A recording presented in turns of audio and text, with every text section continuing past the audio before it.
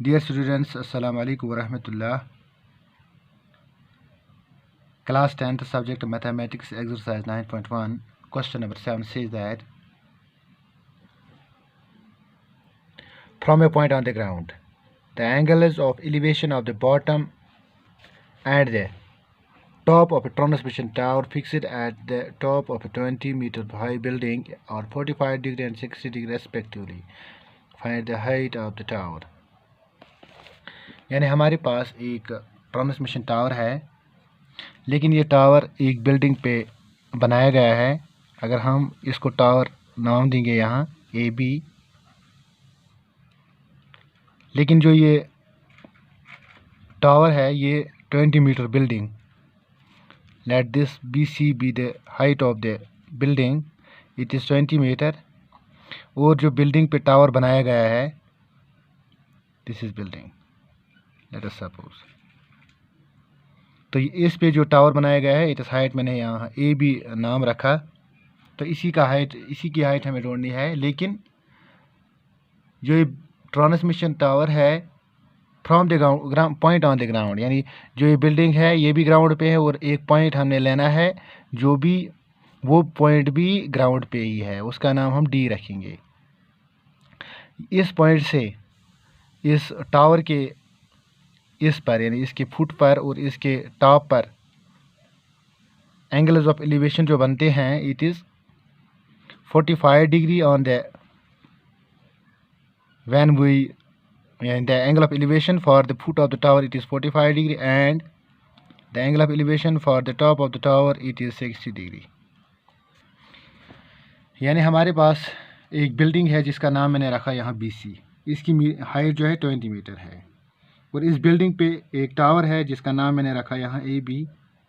तो इस टावर पे जब हम इस point D on the ground, यानी ग्राउंड से एक पॉइंट हमने लिया D पॉइंट, तो जब हम वहाँ से देखते हैं इस टावर के बॉटम की तरफ और इसके फुट की तरफ, तो एंगल जो बनते हैं 45 degree and 60 degree respectively. This is question. तो हमें क्या ढूंढना है? Find the height of the tower. तो हमें ये हाइट ढूंढनी है, दैट इज़ AB ढूंढना है। तो सबसे पहले अगर मैं ये बड़ी वाली ट्रायंगल लूँगा, right angle triangle, that is ACD, इस वाली ट्रायंगल में अगर मुझे ये बेस पता होगा तो मैं इस पूरे हाइट को ढूंढ सकता हूँ। तो इस हाइट, पूरे हाइट में से मैं ये वाला हाइट जो 20 मीटर है ये निकालूंगा, तो बाकी यहाँ AB रहेगा।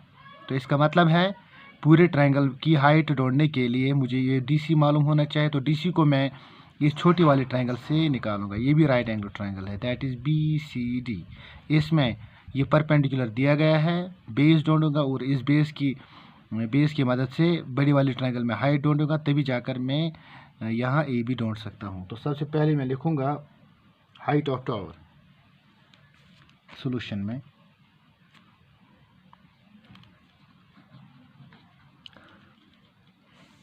Height of tower,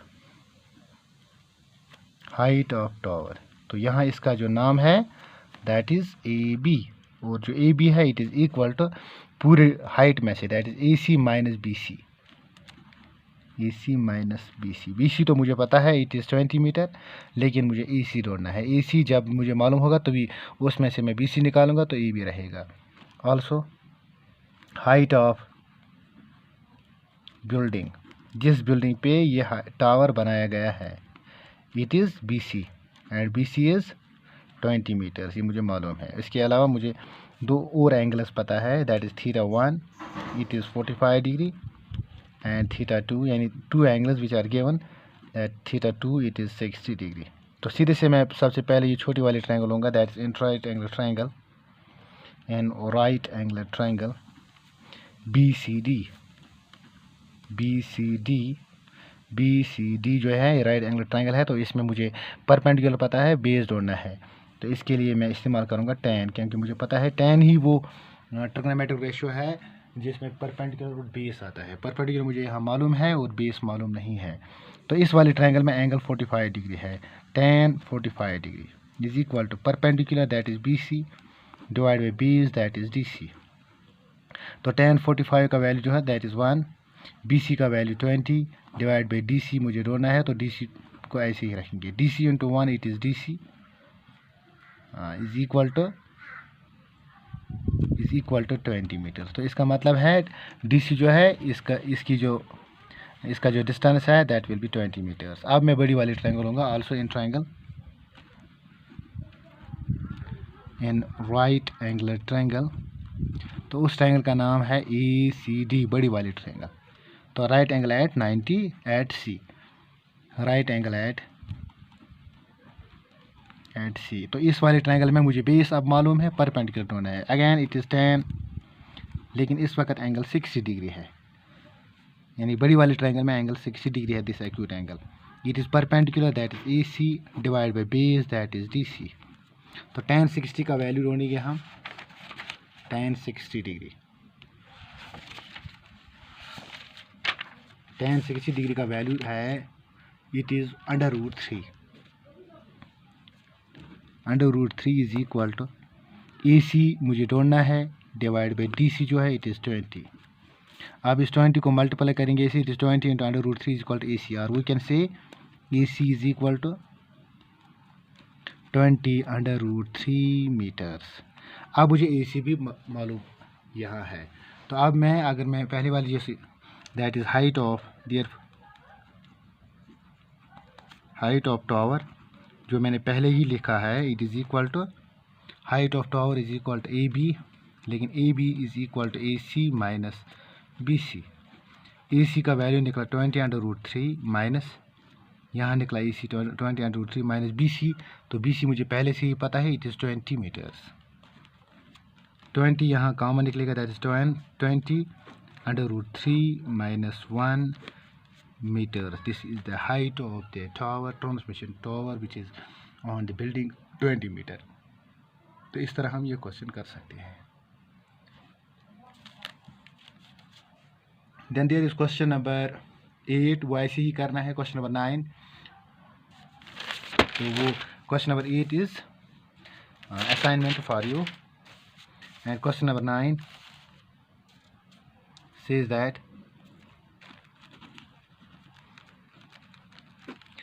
question number 9, the angle of elevation of the top of the building from the foot of the tower is 30 degree. यानी हमारे पास इस वक्त एक बिल्डिंग है और एक टावर है। टावर तो बिल्डिंग से थोड़ा लंबा होगा एज पर द क्वेश्चन। तो इस बिल्डिंग का नाम रखेंगे हम AB और इस टावर का नाम रखेंगे CD। ये एक दूसरे से थोड़ा दूर है। As per question it says that the angle of elevation of the top of the building from the foot of the tower, यानी इस बिल्डिंग पर जो एंगल ऑफ एलिवेशन बनता है from the foot of the tower के foot से हमें ऊपर नज़र दौड़ानी है। तो एंगल ऑफ एलिवेशन जो है इट बिकम्स एलिवेशन इस तरह, यहाँ it is earth, it is ground, तो यहाँ जो एंगल है it is 30 degree as per question. And the angle of elevation of the top of the tower, और जो टावर पे जो एंगल ऑफ एलिवेशन बनता है लेकिन from the foot of the building, यानी बिल्डिंग ये है, इसके फुट से नज़र दौड़ानी है to the top of the building, this angle it is 60 degree. Then if the tower is 50 metre height, जो टावर की हाइट है it is 50 metres. Find the height of the building, हमें बिल्डिंग की height ढूंढनी है। ये भी वो जो मैंने क्वेश्चन नंबर 8 देखा है इसी तरह है। तो यहाँ लेकिन ये मसला है, जो ये ट्रायंगल है EDCA, यहाँ भी ये राइट एंगल बनती है पूरा। तो इसमें जो मुझे परपेंडिकुलर पता है बेस ढूंढनी है, तो इस बेस की मदद से मैं इस ट्रायंगल में इसमें भी ये राइट एंगल आता है, तो इस ट्रायंगल में परपेंडिकुलर ढूंढ सकता हूँ जो हाइट ऑफ बिल्डिंग है। तो यहाँ लिखेंगे हम सबसे पहले हाइट ऑफ टावर, जो टावर की हाइट है इसका नाम मैंने रखा है DC and it is 50 metres. अब दूसरा पॉइंट है, यहाँ पहले लिखते हैं what is given, height of building that is equal to, मैंने नाम उसका रखा है AB एंड AB हमें ढूंढना है। इसके अलावा मुझे θ1 पता है, that is θ1 is 30 degree and θ2 is 60 degree. सबसे पहले हम इस ट्रायंगल को लेंगे, इस ट्रायंगल में मुझे परपेंडिकुलर पता है, हाइट ढूंढना है और एंगल भी पता है, 60 डिग्री एंगल है।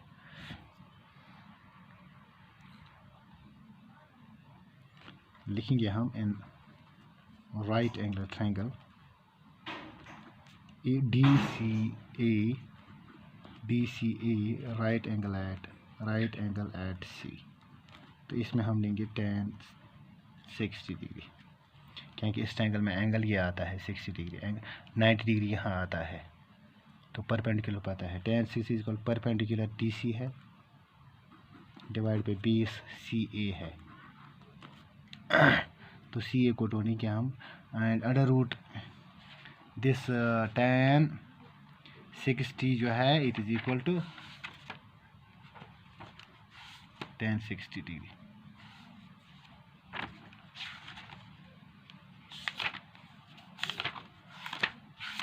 tan 60 डिग्री है is equal to under root 3 is equal to DC it is 50 divided by CA, या ऐसे ही रखेंगे, ये मुझे पता नहीं है। CA को यहाँ लेंगे, that is CA is equal to 50 divided by जो रूट 3 है, यहाँ है, इसको यहाँ लेंगे, डिवाइड में आएगा दैट अंडर रूट 3। तो ये हमें CA का वैल्यू निकला, इसको हम ऐसे ही रखेंगे। तो रेशनलाइजेशन करने की ज़रूरत नहीं है, क्योंकि अभी ये आंसर नहीं निकला है, ये वैल्यू हम आगे देंगे आगे जब हमें CA की ज़रूरत पड़ेगी।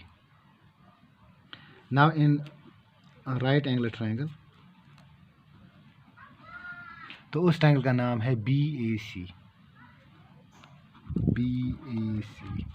राइट एंगल एट, इसमें राइट एंगल एट A है, ये वाला ट्रायंगल दैट इज BAC